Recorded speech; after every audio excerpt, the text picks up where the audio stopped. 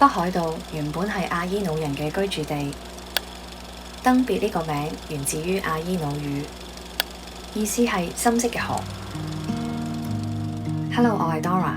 上一集提到我去咗登別地獄谷，喺紅鹿場嘅展望台邂逅咗超靚嘅湖景，同埋令我忍唔住係咁撳掣影相嘅天使光。喺呢一集，我想着眼喺景點以外嘅登別嘅日常，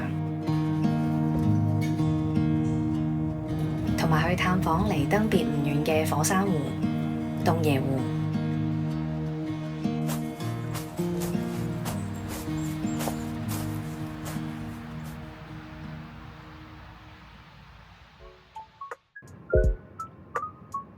今日係我嚟到登別嘅第3日，我唔去景點打卡嘅時候，我會順住成個鎮周圍咁散步。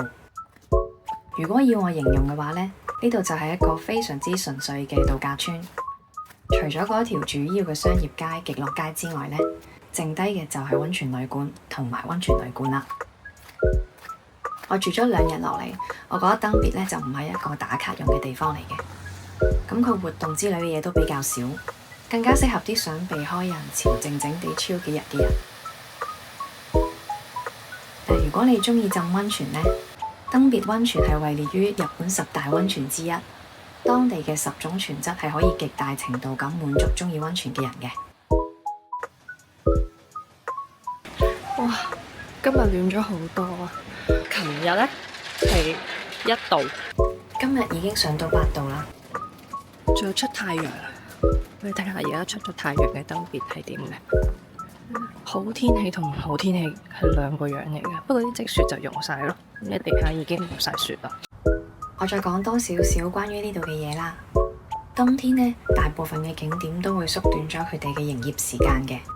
商店街上邊嘅店鋪呢，最遲到9點都已經閂門休息噶啦。所以每到夜晚嘅時候，溫泉同埋七仔就係我最堅實嘅後盾。啊，仲有佢啊！喺溫泉街上面，每日都會有鹽魔堂嘅表演，可能係為咗配合當地有關於地獄呢個 setting 啦。呢度呢就坐住一位判官，定時定候就對住啲人審判噶啦。實質上呢，其實就係一個機關花車嘅變面。審判背後嘅祈福寓意呢，就係寄託無病息災、開運招福。喺出發去洞爺湖之前，我就經過咗溫泉街上面嘅一間手信店。Hello，こんにちは。俾佢無視我。嗱，我絕對唔係因為俾隻狗無視，所以我先入去㗎。咁我老闆呢就話俾我聽，個狗仔個名叫做 Komachi， 譯翻嚟呢即係靚女咁解。何歳？You are grown up。由於我仲要趕路呢，咁我喺間鋪頭度買完自己要買嘅嘢之後，就同隻靚女狗 say goodbye 啦。咁順帶一提啦，老細啲英文都幾好嘅。太陽眼啦，拜拜。我就去搭巴士，搭呢個道南巴士。叫得做道南巴士，顧名思義，即係服務於北海道南部嘅主要交通工具。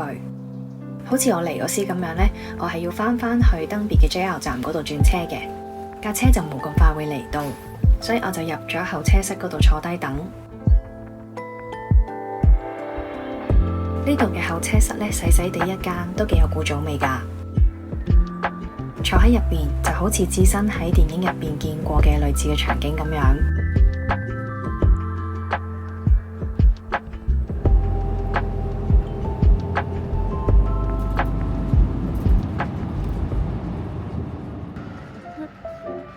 仲有成個鐘，我要喺度等到12點10分先可以搭車去洞爺。呢班次真係好難捉摸。身為 P 人係唔中意做 planning 㗎，結果就會導致你冇搞清楚時間，然之後就要嘥咗好多等嘅時間。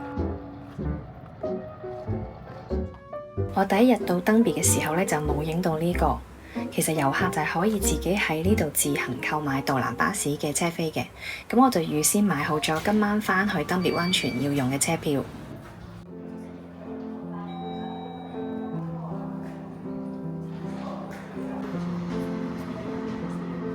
雖然我頭先講完出行要有計劃，但係等緊車嘅時候，其實我已經覺得冇所謂啦。橫掂錯過呢一班都仲有下一班車，仲多啲閒情逸致可以四圍望下啲風景。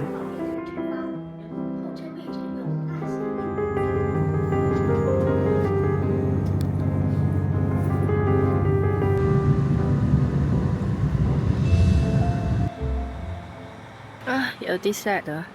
嚟到洞爺 JR 站嘅時候，呢度開始落雨，而家有啲微細嘅雨粉啊！希望陣間去到嘅時候，仲可以影到啲好睇嘅景啦。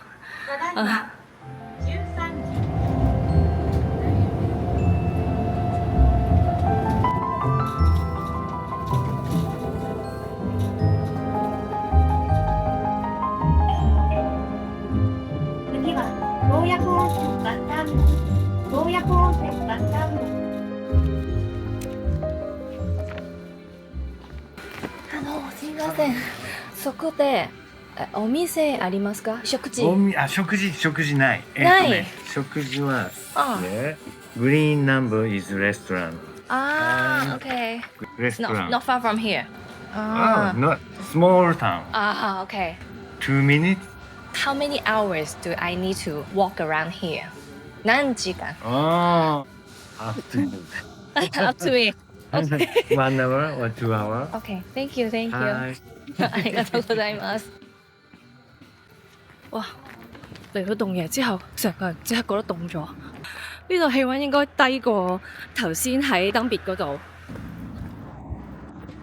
而家條街靜到，我而家喺洞爺湖隔離嘅温泉商業街，呢度靜到呢，淨係得啲車聲同埋啲蛙叫嘅聲。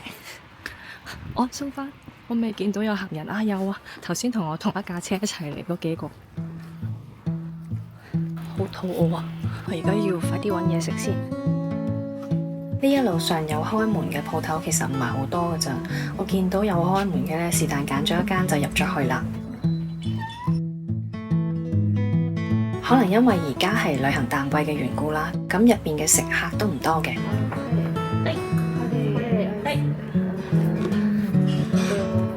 オレンジジュース。はい、オレンジジュース。はい。どうぞ。呢個賣相呢，就令我諗起咗大家樂嘅焗豬扒飯，而實際上佢嘅味道真係好一般，我就當填飽個肚算啦。ありがとうございます。いくらですか？はい。ドリンクのセットの方に変更して。我哋而家嚟到洞爺湖啦，係一個最唔好嘅天氣之下嘅選擇。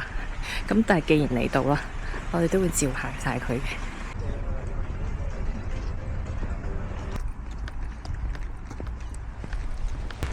啲雨而家越落越大啦，所以冇辦法，我唯有返去嗰個岸內，即係個 information centre 嗰度。好可惜啊！走啦，落啦，濕晒。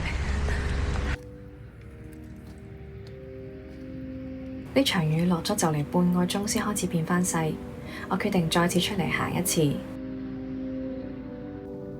呢個地方好唔好睇真係太依賴天氣啦，所以一定要趁陽光好嘅時候先過嚟呢度。如果有睇我上一集 vlog 嘅朋友仔呢，應該有印象，我喺紅木場嘅展望台嗰度呢，睇過個巨多樂湖。由於巨多樂火山呢，佢係休眠火山嚟嘅，係冇地熱加熱湖水嘅。就算佢係火山湖都好咧，喺冬天咧都係會結冰嘅。而洞爺湖周邊嘅有珠山同埋超和新山咧，都屬於係活火山帶，即係等於湖底有個火爐持續同啲湖水加熱。就算北海道嘅冬天去到-10度至到-20度都好啦，洞爺湖咧依然可以作為一個不凍湖咁樣嘅存在。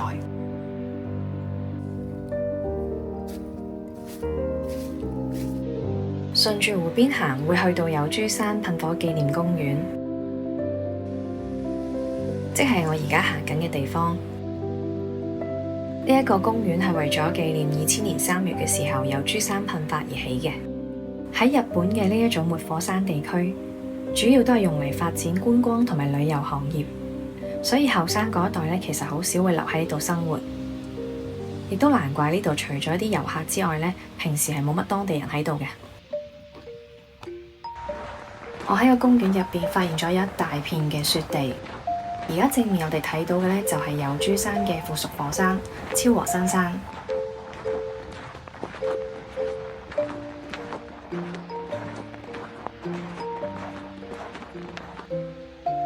雖然冇影到好靚嘅洞爺湖，但係就咁樣喺個雪地上邊散步都幾舒服㗎。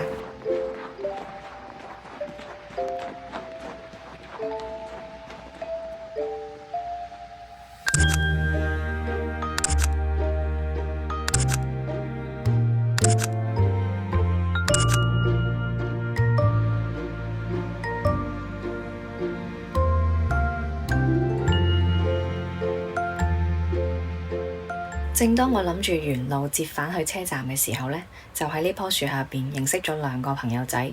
後來我先發現就係我一開始遇到嗰2個途人，而更巧合嘅係，竟然出咗太陽啊！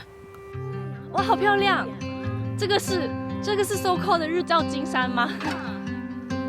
哇，天啊，有漂亮！我還以為拍不到了。如果頭先我真係提早返咗去嘅話呢，可能真係會錯過呢一場日落金山㗎啦。而家諗返起，真係覺得好似冥冥中注定一樣，點都要俾我見到。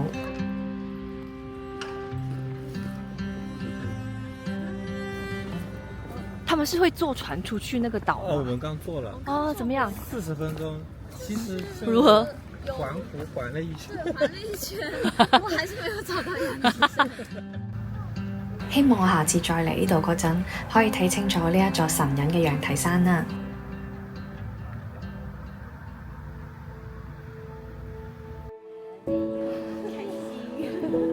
好，生活順利，工作順利哦。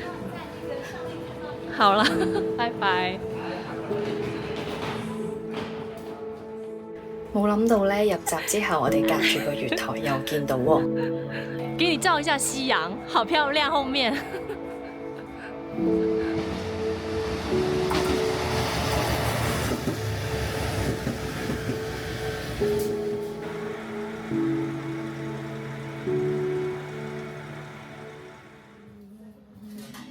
返到登別嘅時候呢，竟然俾我發現呢間披薩店有開門。呢一間係我嚟登別第一日嘅時候識得嘅阿妹 Yui 啦，同埋我哋旅館嘅職員都一致推薦嘅鋪頭嚟嘅。嗌咗個 non-alcoholic 嘅 beer。由於琴晚我係飲咗少少酒去浸溫泉呢，好快就見頭暈，所以我而家要吸取教訓，返去浸溫泉之前呢，就唔會再飲有酒精嘅飲品啦。係咪覺得去到咁遠嚟到登別，竟然嚟食 pizza 好傻仔呢？呢一間 Pizzeria Astra 主打嘅係柴火石爐現烤 pizza， 你睇下鋪頭入邊人頭湧湧就知咩料啦。頭先個哥哥仔喺個火爐入邊係咁戳下嘅，就係整緊呢嚿嘢啦。快啲多啊，哥哥仔！我嗌嘅係佢哋嘅招牌 Pizza Margherita， 其實配料咧都係嗰幾味嘢，番茄、芝士、落辣嗰啲啦。不過咧呢度咧係標榜用嘅係北海道產嘅芝士，咁的確咧呢度嘅乳製品係非常之出色嘅，食落去咧係奶香味好濃嘅。另外就係用柴火烤嘅餅底咧係帶住一啲燶燶地嘅香氣，呢啲就係用電焗爐或者氣炸鍋係唔會做得出嚟嘅風味嚟嘅。無論如何，我終於食到啦，好滾凍啊！我嚟到登別溫泉嘅頭2日咧係禮拜2同埋禮拜3嚟嘅，咁啱就係撞啱佢哋嘅休店日，所以你哋上嚟幫襯之前咧，記得要 check 清楚個時間再嚟。今晚就係我喺登別嘅最後一晚啦，聽日我就會出發去北海道第2大嘅城市旭川。我哋下一集再見啦，拜拜。